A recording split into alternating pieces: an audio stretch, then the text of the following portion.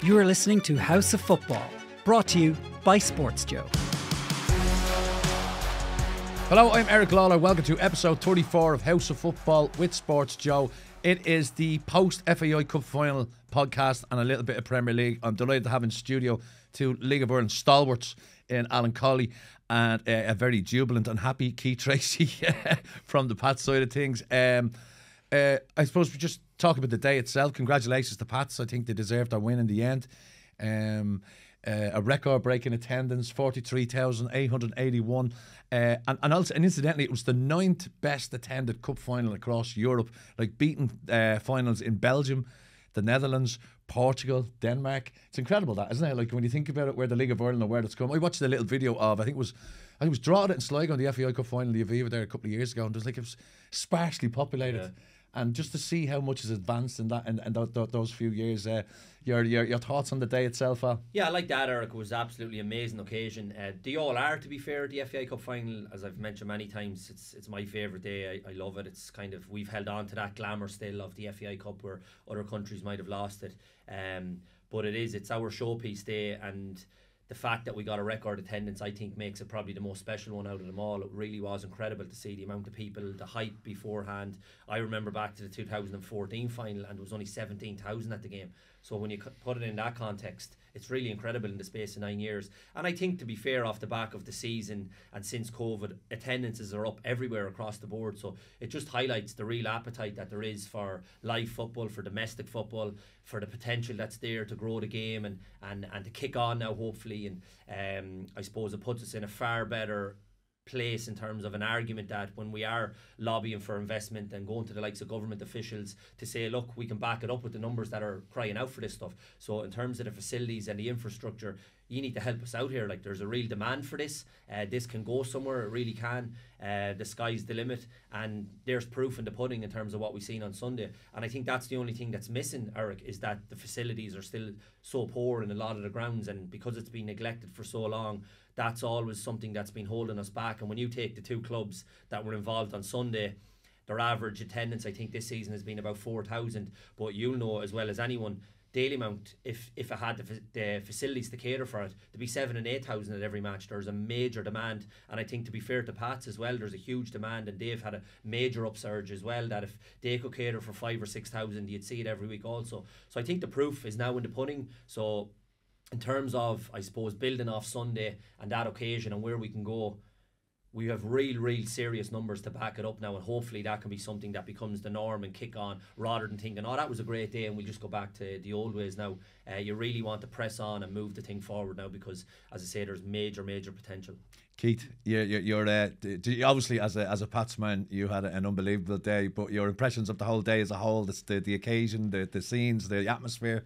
Yeah, I thought it was brilliant. Really good day. And first and foremost, it was a decent game of football. Sometimes you can turn up. I mean, last year, after 60 minutes, we knew Derry were going to win the game of football. It was out of sight. But yeah, it was nip and tuck. And I'm thankful that Pats managed to get it over the line, because when you look at the two teams on paper, I think they're really well matched. I think Keith Buckley and Rakowski coming out are a big miss. Probably really hampered Bohs in the end. But two set pieces and a silly back pass from O'Sullivan, and Pats go and win the game. But yeah, not an awful lot in it, but I thought there was some great battles. But again, if I was to go through individuals, I thought Redmond against Afolabi, I thought Redmond won that battle. Curtis against Grant, Curtis came out on top. Breslin against Connolly, Breslin came out on top.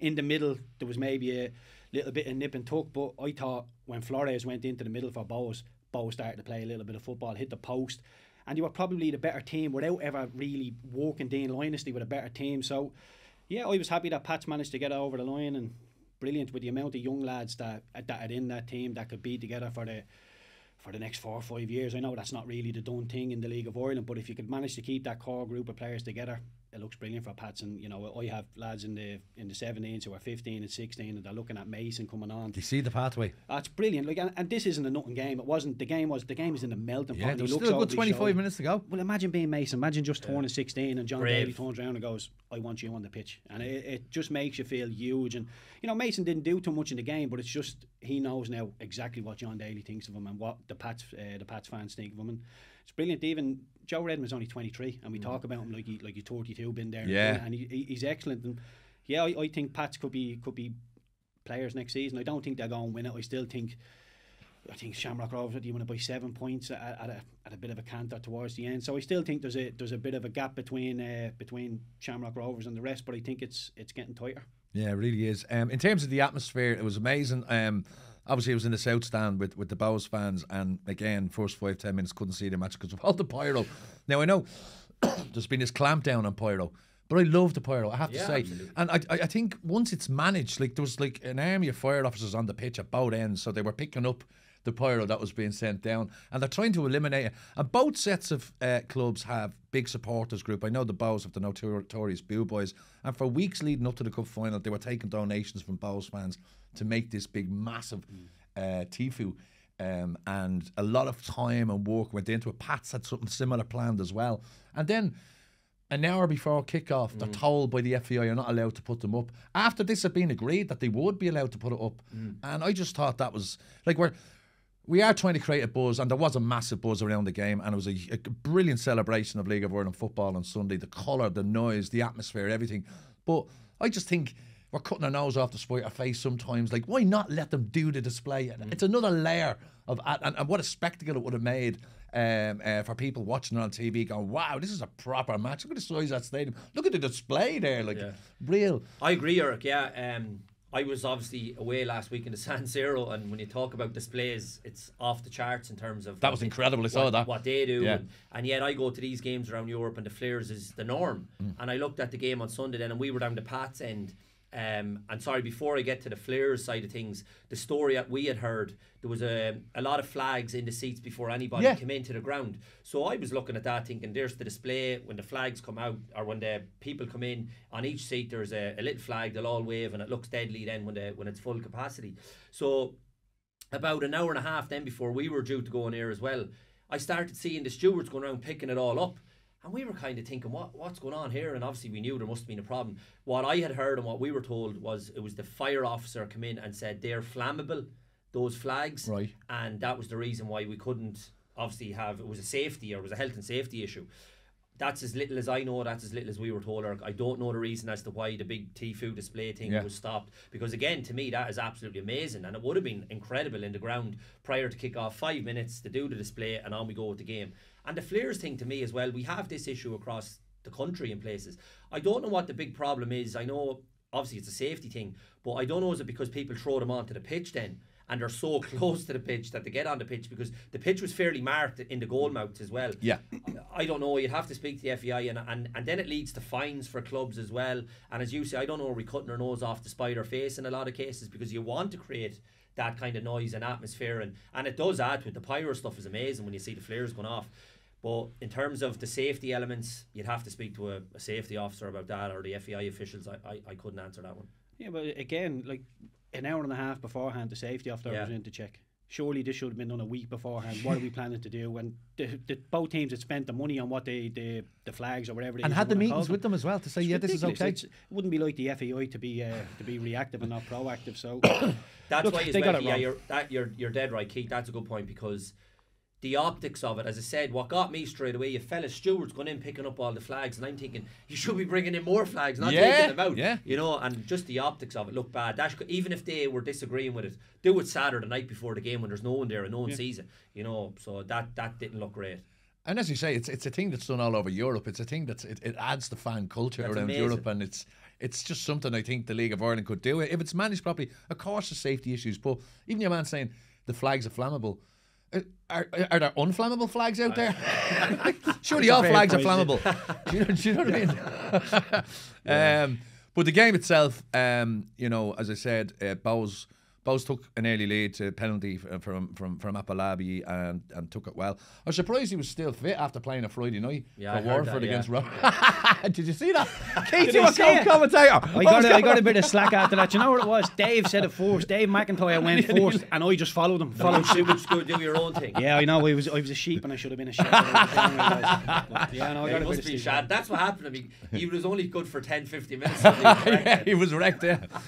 Was it Awalabi? What was it? Awalabi. Tundi. Should we just call them Tundi? You know what I mean? And it wasn't like it's total different ends of the spectrum. They're similar enough second names, aren't they? Like, I know I love Dave McIntyre. Dave McIntyre's a great commentator. He's really good.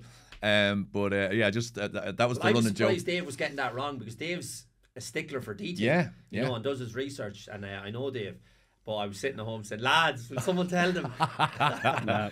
And just to talk about that, I mean, Waterford promoted, Cork relegated. Like, what an absolute disaster. Cork have been a disaster all season, Eric. Like, we were down there the first night, and I says to the lads, Bohs beat them comfortably. It was actually Bohs, and they beat them so comfortably. I know it ended 2-1, but that was no reflection on how the game went whatsoever. And I was thinking this is going to be a long year for them. Then you had the Colin Healy stuff when I think Liam came in as a director of football. I felt Colin felt undermined and walked out of principle, I think.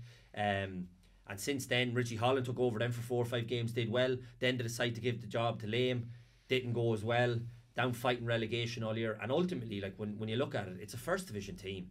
Like, the players there, they didn't really strengthen in the off season, bar Keating, and if you take his goals out of it, they would have been down fighting with UCD in automatic relegation. So I think it's disappointing, because we all want a good functional Cork, because obviously it's such a big club. They're a big plus to the league, of course. But they've no divine right just to be in the league, because they're a big club, and they're down there, and we all want them, and we want a good geographical spread. Unless you do your business properly, and they haven't. Like, they've been so poor all season. Every time I've watched them, they've never impressed me once. And even the other night, I felt Waterford. It was a great game to watch, end to end, but I still felt Waterford were the better team. They should have been out of sight, Waterford, before Cork took the lead. They missed 2 or 3 unbelievable chances. So even though we want the good Cork, I think Waterford would be a big addition. They brought a massive crowd to Tala the other night. It was a huge crowd, wasn't it? And I thought they played well. I thought they were good on the night. Waterford. Full value for the win. And I'm glad for the likes of Keith Long back in the league as well. Alan Reynolds, huge Premier Division experience, and I think Waterford will be a good addition. They really will.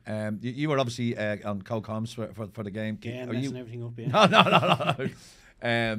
The Waterford, you think they'll be a good addition to the Premier Division next season? Yeah, I think they have enough. And to be fair, like, I know we can sit here and say Cork have had an awful season. I think Cork's remit was to stay in the league, and had they beaten Waterford in the playoff, you'd probably be saying it was a decent season. Job done. I get what Alan's saying about it being a poor season, but all they had to do was stay in the league. That was their remit. There's no point saying if we finish 5th, 6th, we'd be done well. They're a poor team.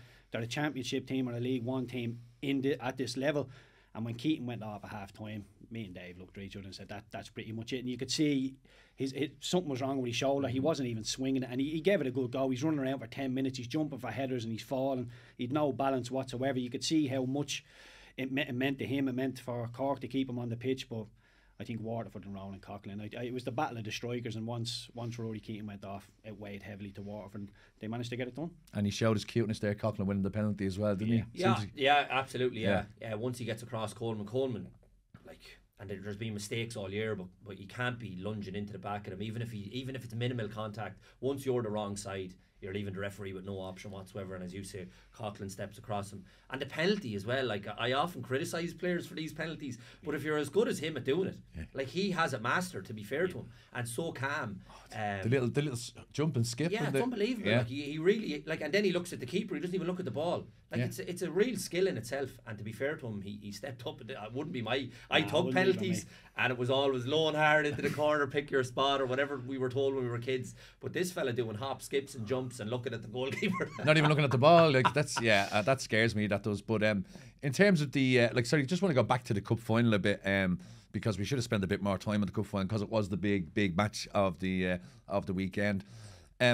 You just say you think you're thinking maybe Pats might be still a little bit off it in terms of challenging next season. I would argue that Pats will be probably even stronger challengers than Derry next season, purely because, as you say, that young core group that they have, and there's a pathway for young, exciting players coming through that academy. They've got some brilliant young talent there already. Like, you mentioned Joe Redmond, he's the captain. He's only 23. Yeah. He's still only a nipper. And even the likes of Keane Levy's done brilliant in the last month or so. He's only 21 years of age. But the big thing with me is with youngsters, you get inconsistency. They'll have an off day, they'll have a good day, they'll have an off day. You need to put that together. Off the top of my head, I think Pat's lost 10 games this season. Shamrock Rovers lost 4. And I know there's only 7 points in the difference, but Pat's, a lot of them were at the start though with him. You have to become harder to beat. When you turn up and you don't play well, you have to draw the game. If you don't play well, you have to win the game. How many times have I come away from Tala this season or wherever Shamrock Rovers and playing, thought they weren't great but they won? And that's what you need to do. Pats at the minute, Derry at the minute, for me, haven't got that. They don't play well, they lose, they get turned over. You need to be a little bit more horrible and just stick around in games, nick a draw. that's for me what Pats are missing, just being able to not play well and draw And the difference there, Keith, probably is that Rovers probably have them experienced heads in their squad that can do that. They have the older heads. They have people who just won't panic. They have success. Once you have success in the building, then you're buying into what Stephen Bradley has to say. You go 1-0 down, you go 2-0 down, you don't panic because you know, well, I have a recipe here that has worked over the last couple of years, so I'm going to keep going. Pats is just a little bit flaky at times, and when Rovers came down this season, Derry, Pats, Bohs, everybody come off it with them. So hopefully Pats, Derry, Bohs can be a little bit hard at the beat next season, and Shamrock Rovers won't be as good as they have been. I think it's a massive recruitment off season for Bohs in terms of, like, I think all season we've been kind of a little bit suspect of our own defence, and again in the final we were weak, and I think, you know, speaking to Bohs fans afterwards, you know, like, excuse me French here, but we need to be signing players that have a pair of bollocks, that a bit more experienced, bit, you know, masters of the dark arts. We need, like, you know, just a big solid centre half, experienced around the league, knows what it's about. I just think we were too lightweight, too inexperienced at the back, and it showed. And I just think it's a massive off season for Bohs in terms. Pat Fenlon is going to have to step up to the plate now. He's been brought in to sort out transfers and whatever, and you would hope with Pat and all the contacts that he has around various leagues around Europe that we can bring in some quality. Yeah, just before I get to that, just on the Pat's young players, it was amazing the young players that finished the game as well. Like, I couldn't believe it. I was looking at it thinking, this must be the youngest team to ever finish a cup final anywhere, I'd say. It was absolutely unbelievable. You bring on Murphy, you bring on Melia, Alex Nolan, Lonergan. They're teenagers, 18, 19, 20 years of age, all of those boys. Mason, 16. Like, it was phenomenal when you already have young Just Redmond on the pitch. 16 last month as well. Curtis is already on the pitch. Like, Lennon, everyone thinks he's young. Lennon's 25 now, but still, to me, he's young. I thought Lennon was outstanding on the day as well. Yeah, we got man of the match. Yeah, he was brilliant. He really was, because he had a lot to deal with, because Forrester was kind of drifts on and looks to get forward. Levy the same. He was the one that was obviously trying to look after James Clark, and he did a really good job of it, I thought, particularly in that second half. But just on, and I think that can be a catalyst for Pats going forward. I know what Keith's saying about the young players and inconsistencies, but the key thing for them now, because to be fair to John Daly, it's very premature what they've achieved, is way ahead of schedule, because when he got the job, obviously there was a bit of doom and gloom with Tim. It was just to steady the ship, wasn't it, really? You would think so. Then he goes on an unbelievable run. All of a sudden he's chasing down Shamrock Rovers when nobody really seen them as title challengers. Then he gets them to a cup final. Now he wins the cup. So everything has happened way ahead of schedule. The key thing for them now is, can he hold on to some of those young players? Because I'm reading they're linked here, there and everywhere. Young Curtis after the cup final, because that's where clubs will judge him as well. It's alright doing it in the league games on a Friday, but they'll watch him in a 43,000 seater stadium on the big day, having to deal with a tricky winger, and he deals with him. Yeah. So that's what they'll judge him on, and I think he'll have his choice. So it's how many of those lads they can hold on to, but it can be a real catalyst for them going forward for St. Pat's for next year. On the Bohs thing, and that was always my worry for them, because I've been in Dalymount so many times this year, the back four, they're so vulnerable no matter who plays. And if you look at the ones that played on Sunday, the two Polish lads on the right hand side, no League of Ireland experience whatsoever between them, and you need that League of Ireland experience. Yeah. Keith will tell you, the league's hard. Like, how many outsiders have come in and really lit the place up, or if they have, it's taken them a year or two to kind of to get the league and get to grips with it and know what it's all about. Then you've young Kean Byrne, who I wouldn't put any fault in his not at all. but he's a young lad stepping in, he's only trying to make his way. And then you have a midfielder playing left full, Flores. Yeah. So, like, you look at that back four on paper and you're thinking, we can get at these, that's not great. Then the goals to concede, now they're unbelievable deliveries, I will say that. Mulroney, to be fair to him, two incredible deliveries, but they are quite deep, as Keith said. But Bart Kukovic, is it? Yeah. The right lad, the right back, he's the wrong side of Mark Doyle. And once you get the wrong side, you're gone. You're out of the game. Doyle, it's a great header, to be fair to him, but that's preventable. And the second one, Novak, if you actually watch it back, or if he gets caught on the edge of the box, people think, oh, it's an unfortunate goal. He's trying to mark him. He's facing his own goal. It's an But the OG. damage was done. The damage was done before the ball was even kicked. And if you watch it back, he's standing with Redmond, has him touch tight, no problem, knows where he is. Then he takes a look at the ball before Mulroney takes it, and Redmond is gone.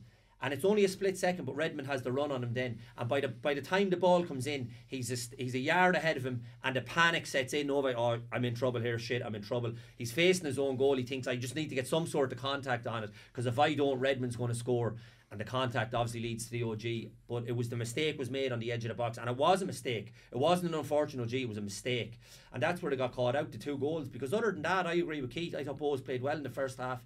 I think John Daly gave Pats a bit of a rocket at half time. They came out with intensity in the second half, started the second half really well, and once they went 2-1 up, I never seen any way back for Bohs, bar Flores free kick. Yeah, that was the only moment. Yeah, they managed it really well. I thought the substitutes coming on, Murphy did well when he came on, energy running around the pitch, and I thought they managed it quite well then after that, Pat.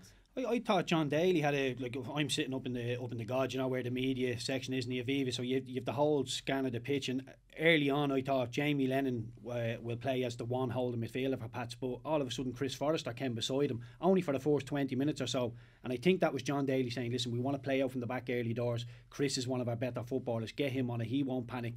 Whereas Flores, one of Bohs' better footballers, he's playing left back, he's not really in the mixer. So for me, I'd have thrown him in there and said, you go and get a hold of Chris Forrester, just keep tabs on him, don't let him play, and when you get it, go and play football. Because Chris, for everything he's good at, one of the best, probably the best player in the league for me, he doesn't like running around and getting the ball back. That's not one of his best attributes. So I thought that was something that Bohs maybe missed, and Flores out at left back. I was thinking, I love James McManus. I know he's a young boy, but I think he's a super player. So I'd have shoehorned him into that team myself.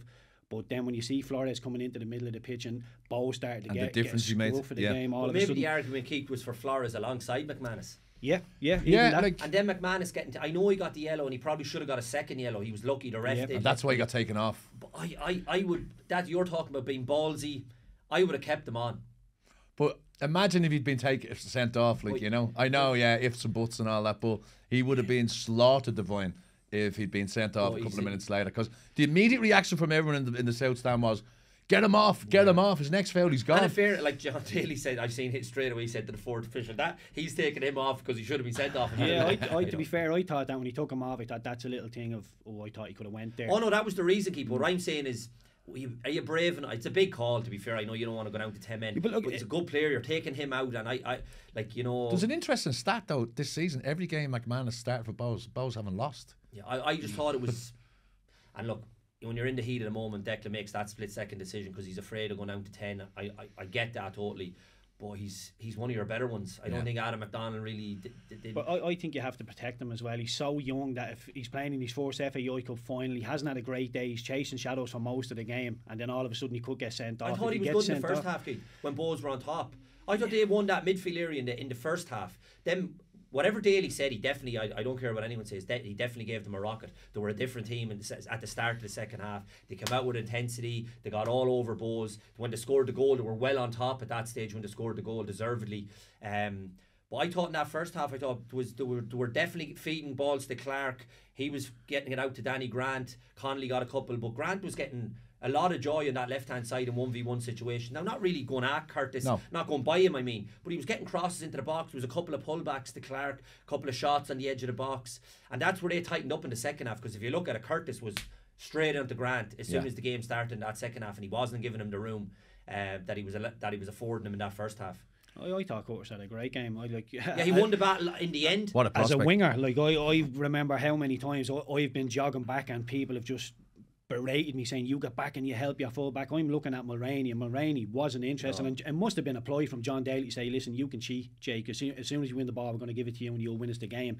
It didn't transpire like that. He set pieces, got him out of jail, he gets 2 assists, but defensively I thought both wingers for Pats were cheating an awful lot, and it must have been a ploy because John Daly didn't seem to be berating him, telling him to get back, and I couldn't believe to be 17 and be told, I'm going to leave you one-on-one. Yeah, to revoke confidence, and to come out and say, look, as a winger, if I get told you're going to be one-on-one for 90 minutes against the right back, I'm thinking, lovely, I cannot wait for this game. But Sam Curtis, I know Grant did huff and puff and got a couple of crosses in there, but largely, if you're left one-on-one for nearly 60 minutes of the game, I think Sam Curtis. No, and that just goes to show the ability of the young fella, because what impressed me there, not his ability, it's his character. Because if you're getting basically faced up 1v1, and Grant's a tricky customer. I know he hasn't hit the height since he come back, but he's a tricky customer, and in the wide open space of the Aviva, he was picking it up on the touchline and literally running at him with 10 yards to run into. And if you were like, we were thinking we're getting joy here. Yeah, and they were getting joy because it was down in front of us. They were getting joy, but a younger, lesser player with a lesser mindset or lesser character would have crumbled there. And Curtis stood up and says, Grant, you might have got past me a couple of times and got a couple of crosses, but he says the game's 90 minutes, not 20 minutes. And to be fair, who came out on the end of it? Curtis was outstanding for the 90 minutes. Grant got taken off after an hour, because in that second half he was all over him. He wasn't allowing him the space. And Bohs were a bit lost then.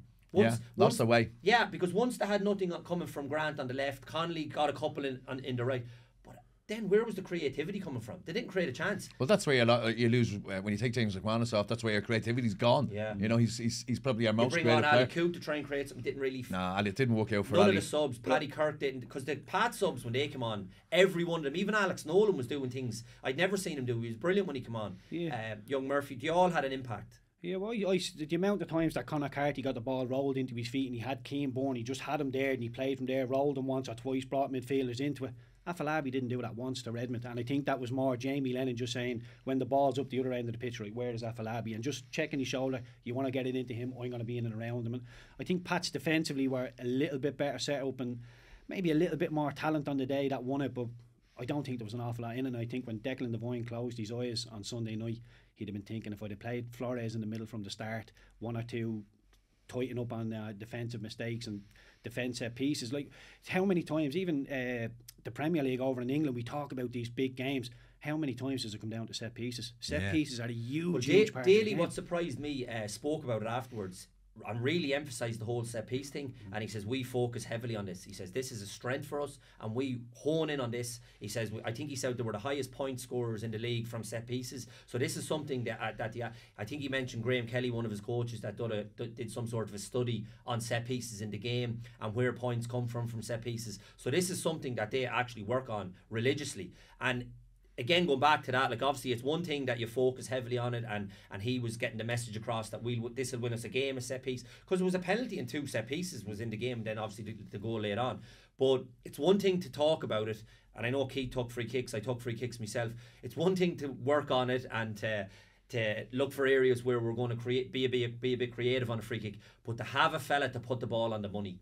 And to be fair to Jake Mulroney, the 2 balls he put in were bang on the money on the biggest day of them all. And you can do it on a Tuesday and a Wednesday and a Thursday, and you're coming in every day in training going, oh, what about me deliveries today? But on that moment, in the biggest day of them all, not only to do one, the 2 of them were unbelievable deliveries. I can't tell you, and I know you were kind of thinking Talbot could have come. If you watch it back, the trajectory of what the ball, it's dipping on the edge of the box where Doyle heads it in. Talbot's only coming if it's looped in like that, where he can come out and actually claim it. He's heading it when the ball is on the way down nearly with the trajectory of the ball. It was an amazing ball in. You were thinking, Keith, that maybe Bohs were probably a little bit too deep for I thought they were too high. Too high. Yeah, I'd rather them be deeper, because when you look at even the Novak OG, he's running towards his own goal. And I think if you're a defender and you're running towards your own goal and you've Joe Redmond right on the other side of you, you're in a bad place. So I'd rather be coming onto the ball to head it. I wouldn't care if you're 6-7 yards away from your own goal line. I'd rather be coming and heading that. And look, it makes it tougher for the goalkeeper to come out, but I also think it makes it tougher for the delivery.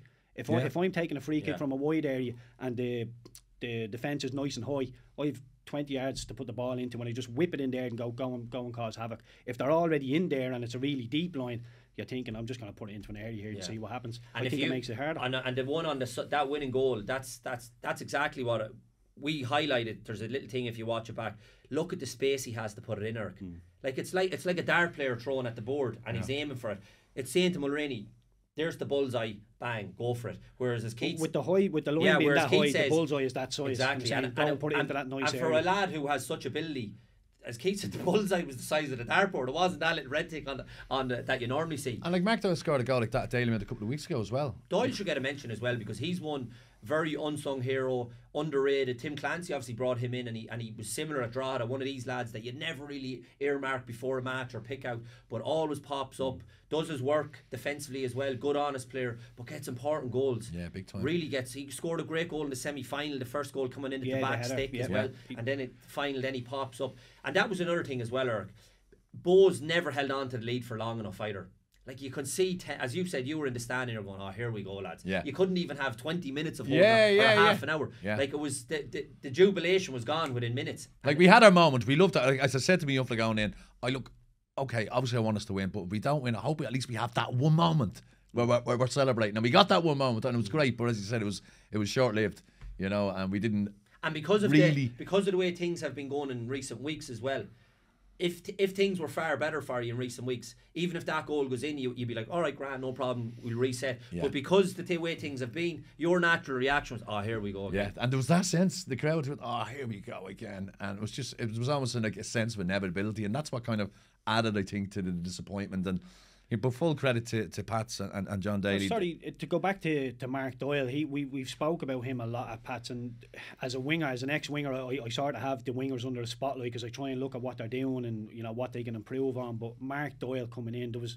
Sam Allardyce used to have the same with me called POMO, and it's the position of maximum opportunity. And if the opposite winger or right back is crossing, you have to come inside the width of the goal because that's the position of maximum opportunity. And he would throw stats at me that Morgan Gant Pedersen had, say he would score 6 goals in the Premier League just by getting into this position. And the amount of times I've not got there and the ball is just squirmed past me, and but he was saying that to Keith. Keith had FOMO, not FOMO. Yeah, but I tell you, for any young winger looking at Mark Doyle, you might think he's a little bit, goes through games and doesn't do much, but he's always making that run. And if you're the, Sam Curtis crossing it and you're thinking the edge of the box is being locked, and so many times you cross the ball and the winger is hanging out thinking, he's going to head it to me. Don't be there. Go and get in between there, in the width of the goal, and you will score goals. And Mark Doyle does that naturally. As I said, I think he does it the best in the league. A couple of weeks ago, a couple of weeks ago, Daily Mount. Yeah, and exact they're same not goal. just like little flick-on headers. Some of them are cracking proper headers. He's decent in the air, and he's brilliant. I really like watching Mark Doyle. He's brilliant. Right, that's the end of that. How did you feel, Eric? Just devastated. It's been a long time since I was this down after a match. It's part of football, of course it is. Happy to have been there. I still think it's worse to lose in a semi-final. We got to be part of a great occasion, but we're sick of it now. We want to win a trophy now. It's 15 years. It'll be 16 years now next season. And for a club the size of Bohs and where they are now and how they're still growing, we gotta be winning trophies soon. In the next couple of years we've got to be landing something. Now we won the Leinster Senior Cup, which is the big one really, but I would love an FAI Cup, and I'd love obviously a European qualification, which we thought was almost inevitable this season, and that adds to the disappointment as well. The way we fell away after the first round of fixtures, we'd won first 7 out of our first 9, looking really good. And it's just kind of fallen off a little bit of a cliff, and there's a sense of disappointment there, huge disappointment. And as I said, I think it's a massive off season for Bohs. I think they need to really, really put their heads together and recruit with a bit of knowledge, a bit of wisdom, and get some more experienced players in. Yeah, I think just Pat will bring that. I think Pat came in after a lot of those signings. That's exactly what happened. So they're not his players. No. The likes of those Polish fellas that came in and all. I don't think Pat was around for that. So now that Pat's there, as you say, with the experience and the contacts that he have, I think they will strengthen. They need to strengthen, because particularly in that back line, like you hold on to Falabi, Clark all had great seasons. The top end of the pitch I think is okay. Midfield is fairly strong as well. You still might want to add 1 or 2, but that defensive area of the pitch, and we've already highlighted the 4 of them. Even Radkowski thrown into the mix. I know he's done quite well, but you need to strengthen up. You need a good left full, right full, and another centre half, I think. Yeah, I think you have it at both ends. It's extremely important that you get a better defence, but it's so important that somebody doesn't come and nick Afalabi, Connolly. The boys just having the door have to stay in the door, and you have to build on them. I think with no European football, it's people can come and maybe cherry pick, and you might strengthen at the back but become weaker at the top. And yeah, there's already talk that Afalabi might be going, but to an English club. Apparently, you can stomach that though, can't you? Yeah, you can stomach exactly, Keith. It would break me heart if I saw him going to Rovers or Pats or something like that. Oh no, you don't. And that's been a problem for Bohs over the last few years, losing your best players to the rivals. If they go across the water or wherever they go in Europe, as Keith says, you can stomach that, but you don't want them going strengthening your opposition. Yeah, and then the rumours. We could fly off on the rumours. Then the rumours that they're talking to Pat Hubin at the moment, and if Afalabi was to go, Pat Hubin's the exact kind of player I'd love at Bohs. He's been around the block, he's experienced, and he sets standards in the dressing room, and I'd welcome him with open arms. So if you're listening, Pat, come to Daily Mount. We'd love to have you, pal. That's only if Johnny's going though, alright? Johnny, you don't have to go. We love you. Stay with us, please. Anyway, boys, that's the FAI Cup final. A momentous occasion for the local game. Still broken hearted, but massive congratulations to Pats, and I have a few friends who follow Pats, and you know, begrudgingly, I was happy for them. I suppose they had another great day. That's the good in here. That's the good in here. Another great day against Bohs. Lads, the Premier League, one of the greatest Premier League matches in the last few years occurred while we were at the Aviva. Yeah. A 4-4 draw between City and Chelsea. I don't know if he's got to catch up with the highlights and see. I suppose the main person, the one who's being talked about most is Cole Palmer.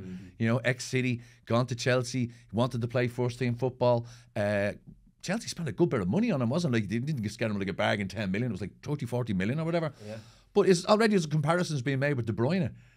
Is he that good? I think he is, Eric. Yeah, I actually do. Well, whether he's as good as De Bruyne, but he's definitely in the realm of like top quality.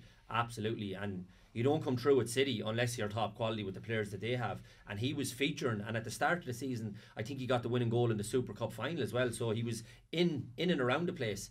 And it's a brave call on his part, because he could have stayed in and around the place and be coming on the odd game and playing a League Cup game and the odd European game or whatever. But came to right up to the end of the window, and he says, no, like whatever discussions were taking place, is I want to go and play football. And when that bid came in, he obviously went to somewhere where he feels he play more regularly, and now there's a bit of belief in him. The manager Pochettino putting a lot of faith in him. He's obviously grown in stature since someone's put that belief in him, feeling like he's the main man. And he's delivering. He's been absolutely outstanding. But his quality for me was never in question. It was just a case of him getting the run of games and giving them that belief, if you like. He seems to have a great temperament, doesn't he, for someone so young? And he's straight in. Like he was like, I'd say Guardiola rated him highly, but the only problem was, how can he keep him on the bench when you've Foden and you've Bernardo Silva or whatever? So I'd say that was the dilemma for Guardiola, and he was saying, is it fair on this young fella, or do I keep him here? So he probably thought, we'll get 50 million from him or whatever it is. We can afford to lose him, if you like, because we still have the quality. But in terms of him as a player, I think he's absolutely brilliant. I always did think he was very good. Our good friend Erling Haaland scoring again, and actually admitted that was the first time he's ever scored with his balls. Which, what a man! You have to love him, don't you? You have to love him. Like, you know, he's box office with his quotes. First time I've ever scored a goal with my balls. Did he say that? Yeah.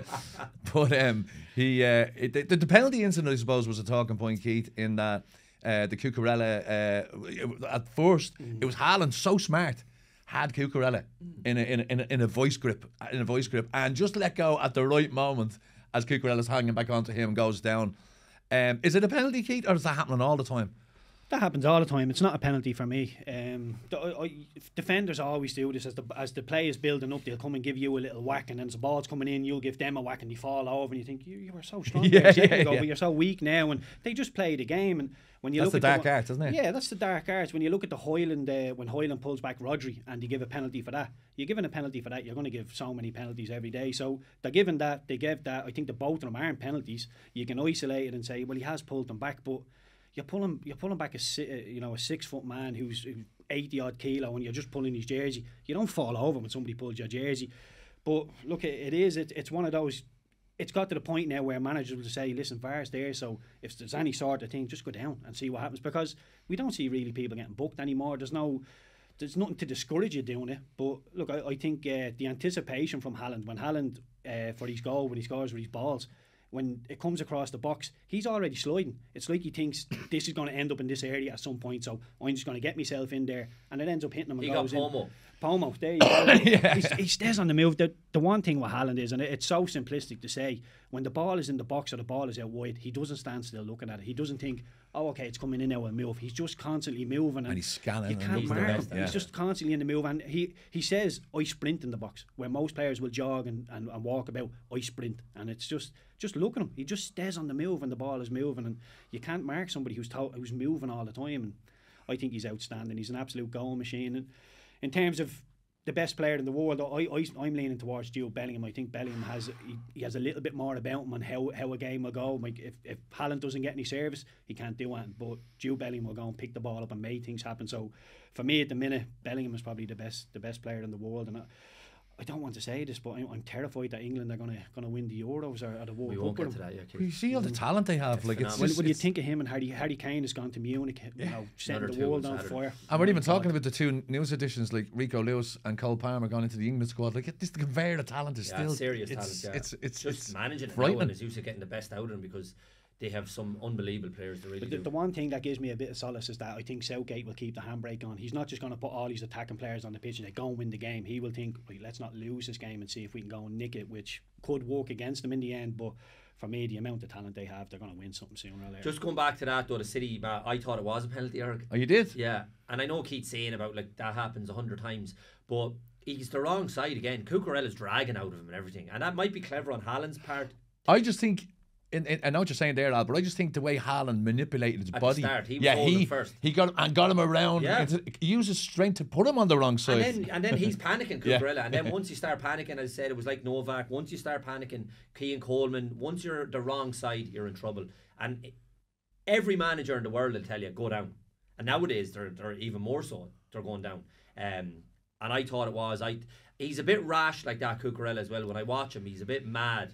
And that's in his locker that he might do something like that. Every time I watch him, he's like a Go Gadget bunny type. He's all he isn't like he's all just settle down, like you know. It's when you've been bullied by somebody, when he puts you on the other side, you're thinking, oh, I need to get back at him. I need to get back at him. And panic mode. It's that panic mode. Once it sets in, you're done. Yeah. Do we have a title race, lads? It was the top 5 teams are separated by 3 points. I think we do, yeah. And I think what's made it better this year is that they're all kind of taking points off each other, which leads to the fact that we have the 4 or 5. And the longer it can stay like that, the better it is for all of us. We don't want. Everybody thought City had run away with it at the start. I thought Arsenal would be the only challengers, and I actually said Arsenal would win it. They're still in the mix. I said Liverpool would definitely be kind of in and hovering around there as well with the attacking talent to have. Spurs have been obviously a surprise. They won't win the league, but if they can stay in there, but now obviously losing the players they've lost that's them done in terms of staying up there. But I still think they can hopefully stay in the European places. Newcastle, Europe, and the injuries are killing them. I think if you have a full throttle Newcastle, they're in amongst that as well. But there's 5 What or 6. about the most informed team in the Premier I League knew at the you were gonna moment? come to this, yeah. Well, Man it's United. amazing to think they're only 6 points behind us. It's just mental. Like, and we're a point ahead of Newcastle, 5 points ahead Now, of the Chelsea. 3 wins they've had that has them in the form of Sheffield United, Luton, and Brentford. Yeah, the But big they're 3. wins.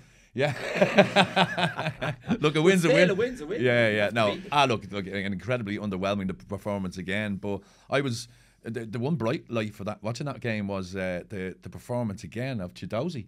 He was like flying, comfortably Luton's best player, and just looks like he looks different. I don't know what it is. Like, he has that athleticism, that pace, but it's like his touch and all has improved, and there's a real confidence about him. Like, you know, when he gets on the ball, you feel like Luton are going to do something. He's making obviously things happen. feeding off the confidence of being where he is and the plaudits he's getting, and he's relishing it at the moment and feels this is the stage I want to be on. I feel like I belong, and he's absolutely relishing at the moment. Yeah, he's one of the bright lights for Ireland, isn't he? You know, even when we're getting beat by France, Holland, he's the one that's picking up the ball and driving us up the pitch, getting us off. And I done the commentary for the Liverpool and Luton game, and he gave Alexander-Arnold an awful time, left him in his wake a couple of times. I know Trent is not the best defender in the world, but then Konaté's coming over. He left Konaté in his wake as well once or twice. So I think he's becoming more and more comfortable at that level. And I think with Luton, I don't think he's getting overloaded with information. I don't think he's saying, listen, when you get the ball, I'd want you to come in here and lovely patterns and triggers of play. I think they're just saying, we're going to defend for our lives, give it to you, you go up the pitch, cross it, and we're going to see what we can get. It's simple stuff. It's very simple. The day we were over there, he's literally, now he does his work, he's a brilliant winger for tracking back, he's such an honest lad, but purely because of the way they play, 9 times out of 10 they're just penned in. The other team has the ball possession and it's all counter attack, and it's helped. Andros Townsend has come in now, he's another one, something similar. But Ogbene is getting licensed to just you get the ball and run with it, and he's loving it. It's like, as Keith said, he's 100% right. It's so simplistic but suits him down to the ground, and he has the big wide open spaces to run into, and it makes him look great. It does. And the good thing, like I thought Luton were really lacking in a little bit of quality, but all of a sudden Ross Barkley looks like he has a little bit about him again. Andros Townsend. So if they're camped in like that, we've seen it with United to a much higher level. Bruno Fernandes wins the ball, Rashford over the top, here we go. If Luton can just get Andros Townsend, Ross Barkley to nick the ball, go and get Chidozie in behind and go and play from there, they can hurt teams. I don't think they'll stay in the league, but they definitely have a weapon in their locker. Improved over the last They really have, yeah. They look harder to beat now. They look more set up and organised. I didn't give us any hope there at the weekend. I was going, this is going to be a 0-0 draw. This is dreadful, like, you know. But eventually got it, and now we're going to win the league. So, but I mean, we shouldn't just skim off Liverpool. Liverpool, let's be honest, they're still being under the radar a little bit, haven't they? But they're still like they're I can't believe comfortably 3-0. Yeah, you know, Salah again hasn't really been spoken about, but he's on fire. Salah's on fire. Ridiculously talented footballer that man is. Yeah, Salah's outrageous player, to be fair. And Núñez now was striking up a bit of a relationship with him. I know he was getting criticised for missing some of the opportunities, but he's just a handful, Núñez. And again, if he strikes up that relationship with Salah, chipping in with the goals himself, you have Jota, always scores Jota. Jota's been a brilliant signing as well. A Mark Doyle type Jota, isn't he? Kind of runs around. Yeah, and he's always there, pops up with a goal when no one's really mentioning him. Obviously Luis Diaz to come back, like the players to have at the top end, and then what the strength in midfield is brilliant. Like Szoboszlai has been a great signing. McAllister, there's talk of McAllister being a little bit underwhelming, saying that he's probably not shown the performance levels he did with, say, the Argentina and Brighton last season. Yeah, I think because he's playing in that deepest position, he prefers to play where maybe Szoboszlai is as the 8. I think the plan was maybe those two either side of a deep, but sitting one, but they couldn't get one. I don't think so. That's why now he's capable of doing it, but it's not his best position. Yeah, because you want him higher up the pitch where he can create the chances. He's a brilliant player, but Liverpool, I have Liverpool in the mix purely because of the goal. How can you not? They're going to score 2 or 3 every game. Like, they're frightening going forward. Yeah, especially at Anfield. Yeah, like they just look, just impenetrable. Arsenal still getting the wins in. Keith still hanging in there, and to me, probably their closest challengers to City. Any thoughts of the game against Fulham at the weekend? Yeah. I think they did okay. Arsenal, it's hard to get too beat up about it, because like when Spurs were doing well, all the Spurs fans were coming to me, I think we're going to challenge, we're going to do this, we could even do a double, and going, have you never heard of Manchester City? And I would be sitting here raving about Arsenal, thinking they're the best team in the league, they're the most improved, one of the best young managers, some beautiful young players, the football we play is as smooth as silk at times, but Manchester City are waiting in the background, and that's why the caveat. I just can't get behind them. But look, as an Arsenal fan, I've been around where it's been really lacklustre at times, and it's been, we're going in the right direction, and not to kick you while you're down there. You look at the likes of a Manchester United, I know he's the most informed team, but the performances, there's such a mishmash of people in that dressing room, it just doesn't seem right. And then you look at Arsenal and you think, yeah, no, I'm happy. I'm happy where we are. I don't think we're going to win the league. If we can throw a few punches in the Champions League, semi-finals, quarter-finals, maybe even a final, I'm not expecting to win it. I think we do all right, but can we compete in the Champions League and the Premier League? It's a big ask, isn't it? Yeah, it is a big ask. Villa are still churning out the wins, like the record 13. That's the record. 13 home wins in a row on the trot in the Premier League. Unbelievable. Like, Emery, fortress Villa Park. And again, it's the way to play. Like, it gets you off your seat. It's electric. The amount of players to get in the box. McGinn as well. McGinn, I wouldn't say McGinn is underrated, because lots of people give McGinn the plaudits, but he's a brilliant player, John McGinn. He's absolutely outstanding. Like, and he always performs, always delivers. High energy, high intensity, suits Emery down to the ground, has a bit of quality as well with the left foot. Watkins is obviously scoring some goals. Emery, like, unbelievable job. Where can they finish? I suppose that's the question. I think he'll try and look at the European thing and win that again. Yeah, he's used to win them, isn't he? He has about 8 of them at home. Yeah. But yeah, if they can get into the top 6, because there is, like, to be fair, we've named out Spurs, Arsenal, City. It's chock-a-block up there at the top at the moment, and Villa in that mix, Newcastle are still in that mix. So if they can get into the top 6 with the opposition that's around them, which is very good at the moment, it'll be an amazing season, and obviously try and win an FA Cup. There's something there. Villa for the FA Cup. I'm nailing it. There you go. There's Villa a prediction for an FA Cup. I do think Villa will win something under Emery. But I do think the Premier League, if it's a European trophy, I think the Premier League will suffer. He will go, if they get into the quarters, the semis, he'll put all his eggs into that basket. The Premier League might suffer towards the end, but the squad he's starting to get together there. Like, you look at it and you think, that's not bad at all. And they've strength and depth as well. Yeah, and the only reason, like, people say, the Aston Villa are a huge club, they're one of the joints of the English game, but the likes of Pau Torres, some of the other boys, the boy up front who's Ollie Watkins, Diaby. Oh, what a sign he's been. Unless Emre's there. They only come. Tielemans actually at the weekend. One thing we used to always watch Tielemans, technically very good, but Leicester used to just sit and play everything in front of him. He was bursting like lung at the weekend, playing that number 8 position, getting down into. He was running, was he? All energy, and that again, that's Emery drilling that into him, because he's a bit of a kind of luxury fella, Tielemans. Yeah, I watched him even here in the Aviva in Belgium. Now, he's only, I think it was a friendly, but strolling around the place. But the other day he was like running around, like, basically the demands that are on him now, because you don't play in that team unless you do that. Just before we move on to the career tracker game, Newcastle, obviously they're decimated with injuries at the moment. Decimated with injuries. I feel for them a little bit, yeah. And the incident at the end of the game where Trippier had to go over because the fans were giving him abuse, and you're like, Jesus Christ, do you not remember the 2 years ago? Where he were 2 years ago and what he's done? And as he said, do you not know how many injuries we have? Do you not know how many injuries we have? I thought that was like, it just shows you the fickleness of football fans, I suppose. Newcastle have done amazing things in the last year and a half, 2 years. And yeah, look, when I seen Trips going over, Trips is not the sort of person who gets wound up very easily. He's a very, very laid back person. So I think is he laid back? Very laid back, really like laid back. Yeah, once you cross the white line, but even in the dressing room before kick-off, he'd be going around like quoting Mike Bassett, England manager and all. He's really, really laid back, and he's just one of the lads. But once he crosses the white line, there's a bit of a change in him, and as soon as he finishes again, he calms down. But when I seen Trips, I thought, that's not like Trips. Something must have been said there, and to see him giving out. But again, football fans have such short memories. Now, 2 years ago, Newcastle at Christmas time were in a relegation battle. Yeah. You know what I mean? Yeah. And I think it was Steve Bruce they wanted out the door. Joe Linton was a laughing stock, and all of a sudden Mike Ashley was running the club, and they beat PSG. I think he's been their best signing, Trippier. I think he's outstanding. Yeah. For everything that he brings in terms of out of possession, in possession. Like, I know England are blessed with fullbacks, but it'll be a big call when Southgate, when it comes to that. You're talking earlier about them winning because Kyle Walker, he's top of the table for chances created in the Premier League from right full. Well, you have Trent Arnold, you have Reece James, you have Walker. It goes on and on. Like, it's sickening. We're seeing their talent at the top, like Bellingham and Kane. Even their full backs are superstars. Like, yeah, well, I would play. I think you play Trips as a right wing back, and you play Walker as the right sided centre half, and you just tell Trips, listen, you just put ball after ball into the box. Where do you play Saka then? I don't know. Don't let me pick an English team.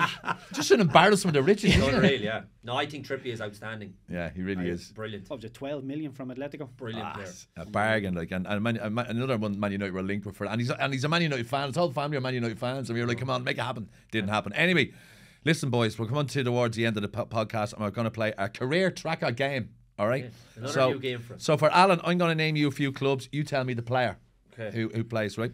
So the clubs are Real Sociedad, David Silva, Eibar, Liverpool, Real Madrid, Bayern Munich. You have me there. Call them out again. Sociedad, Eibar, Liverpool, Real Madrid, Bayern Munich. Xabi Alonso. Yay! Who is ripping it up in the Bundesliga at the moment. Did you see the clip last week of him zinging balls in training, and he still zings them like still has it? Oh, what a player. You never lose it, do you? What a player, Nutmegged Xabi Alonso once. You what? I nutmegged him. By mistake now. I was running towards Blackburn against Liverpool. I was running towards the byline, and Xabi Alonso was coming after me, and I was so tired, so I'm just going to backheel this back into play and see what happens. But he got so close to me, I just nutmegged him straight back to one of my own men. And the crowd on, yeah! Just out of sheer tiredness. That was like John O'Shea. Remember John O'Shea nutmegged Figo, Real Madrid? A few years ago, and he's still. Right, Keith, here's your one, right? Blackburn, Swindon, Sunderland, Newcastle, Man City, Aston Villa, Middlesbrough, Stoke. Jesus. I know. So Blackburn was his first club. Swindon, Sunderland, Newcastle, Man City, Aston Villa, Middlesbrough, and finished up with Stoke. You say he played for Sunderland, Newcastle and Middlesbrough? Yeah. Jesus. Yeah. Now, some of these were loan moves. Right. But I'll give you... do you know what? He's Irish. Go again from the start, sorry. Blackburn, Swindon, Sunderland, Newcastle, Man City, Villa, Middlesbrough, Stoke City. I was actually surprised when I saw the answer. I was like, oh, wow, really? He played for all them? I knew a few of them. But, yeah, Irish. Irish, yeah. Irish legend. Irish legend? Oh, yeah. Oh, yeah. Huh? I'm struggling. I'm struggling. All right, I'll give you a position. Johnny Evans' little brother. I'll give you a position. I'll give you... No, Corey Evans, you're thinking Corey of, Evans, yeah. He's a goalkeeper. I was thinking, because Will Given was in my head, but no. It is. Is it Shay Given? But he was the only one I was thinking of. Yeah, that's the answer. Shay Given played for Middlesbrough. Yeah, on loan. And Oh my God, Sunderland. you learn something Yeah. new every day. Yeah. All their loan spells. Before Yeah, you yeah. actually Well, made before it. you Yeah. became Newcastle's Before number it one. became Shea Given. Yeah. I feel like my one was harder than his. It was actually now, in fairness. And I Keith. answered it for you. Hang on. All right. Do you know what, Keith? We'll go back to you now. This one, I think you should get this one. Blackburn, Chelsea, Newcastle, Fulham, Melbourne. Duff. Yeah, before they even finished the last one, they were Shamrock Rovers. All right, here's your one, all right. Shrewsbury, Man City, Tranmere, Oh, I think I know. Blackpool, Birmingham, Torino, West Ham, Spurs, Celtic. I do. I know. Shrewsbury. Man City, Tranmere, Blackpool, Birmingham, Torino, West Ham, Spurs, Celtic. Still there. Still at Celtic. Joe Hart. Yay! There we go. There we go. There's a couple of good ones there. Yeah, that I That hope, Shea Given one, wow, that would trick a few people. wouldn't it? Just because, Yeah. as you mentioned, all the northeastern Oh, But I clubs. was, Never getting that. he was the Never one that was thinking on, that. he was in my head, but I was like, it couldn't be Shea Given. Yeah, Because of those, like Middlesbrough, Sunderland. Jeez, I forgot he played for Blackburn. yeah. I actually do remember them playing with Blackburn, but I don't remember Sunderland, Middlesbrough. No. yeah, No. they were early stage of his career. He went out on loan with them, kind of thing. Like, and he was actually revered by Sunderland because he had a great season with them. Okay. But then went back to Newcastle, obviously, and they hated him again. Yeah, I know that feeling. Yeah. So, lads, listen, we have come to the end of episode 34 of House of Football. Again, it's been an absolute pleasure having both of you. I love chatting to both of you. Great knowledge, great crack. And if you are watching this on YouTube, join in the conversation, drop a comment below and leave us a review on iTunes. And as I said, it's spelled BRILLIANT. Congratulations, Pats. My God. You've been listening to House of Football, brought to you by Sports Joe.